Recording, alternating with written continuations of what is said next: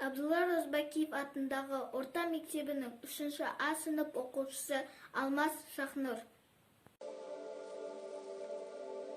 Қазаннан қайғының ел ішті мұң, жарылған бомбалардың әсерінен. Сорпасы қайнап жатты жер үстінің, батыс жақтан бір қауіп төніп келді.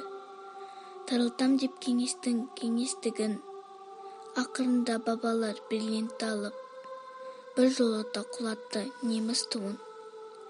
Есепсіз ерліктердің арқасында тойлап жүрміз біз бүгін жеңіс күнін. Сұм соғыстың аман сау қалған ерлер, отан үшін отқа да жанған ерлер, бәріңіз де біздерге қымбатсыздар.